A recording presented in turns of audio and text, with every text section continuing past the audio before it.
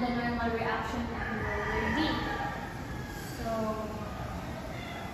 ang applied load niya is 750 pound, which is pa-downward, and the horizontal section is 6 feet long, which is 3 plus 3 feet is 6. And the vertical section is 2 feet high, and the roller B is on 30 degree.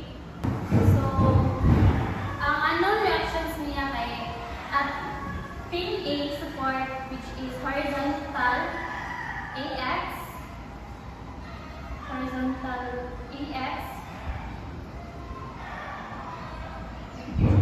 So,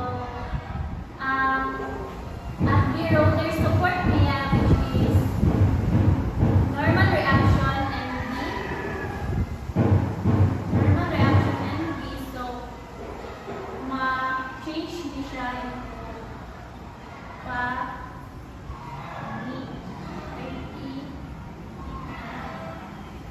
B.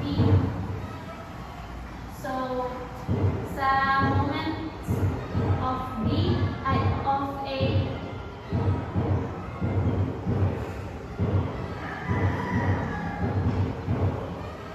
sorry, pa 1 pa tayo siya na AY is pa vertical.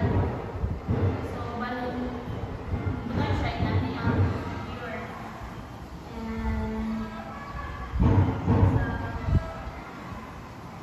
moment of A, which is pa downward, so NB cos 30. So 6 feet, and add up on 3 feet and 3 feet, and NB sin 30 and feet, which is feet, and minus 750 pound, 3 feet, which is katungan sa kuan. So, here we calculate nato siya 536 pounds ang answer. So, kanyang answer, so, pag horizontal, FX, 0. So, AX minus NB, which is 536 pounds. So, sine 30 degree, so the answer is AX 260 pounds. So ang FY pa-upward, 0. So, AY minus plus 536.2 pounds cos sine 30 minus 750 pounds. So, the AY is 286 pounds. So, one answer. So, ang question, what is the moment about point A used to determine the reaction at B first?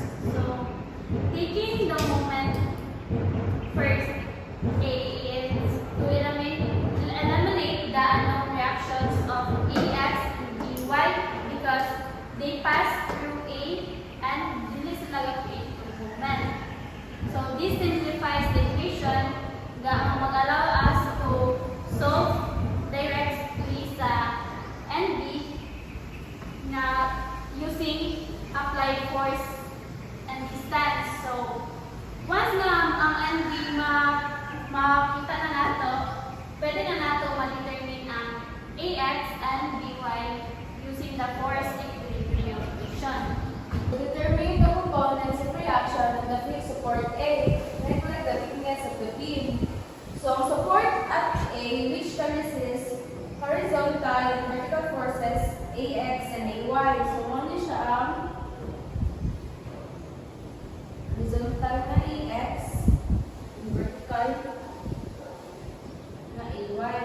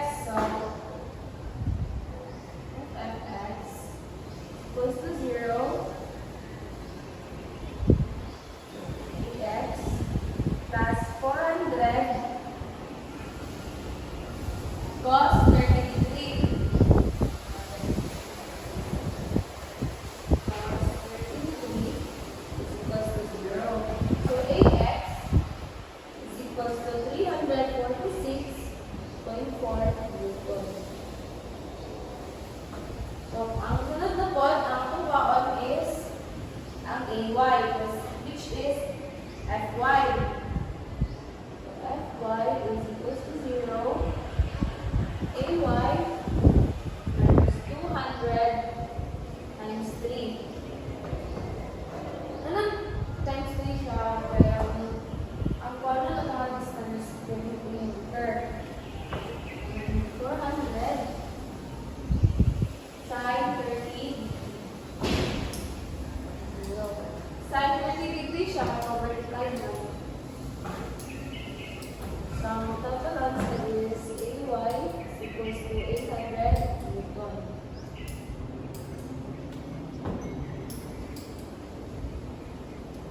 So, ang next step is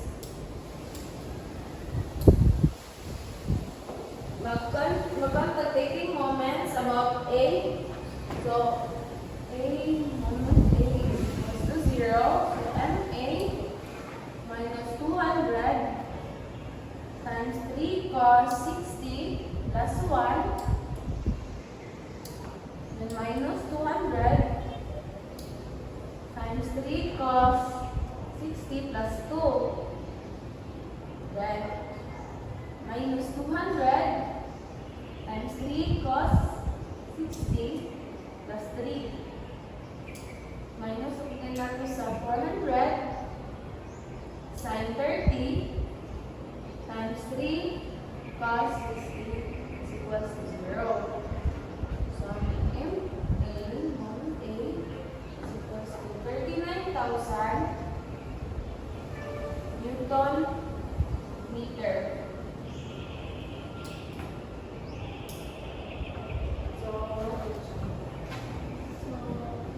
So what is a fixed support and how does it affect reactions? So, a fixed support prevents translation and rotation in all directions. This means it can resist horizontal and vertical forces AX and AY as well as a momentum A, making it different from a simple support or a ruler which only resists forces in certain directions.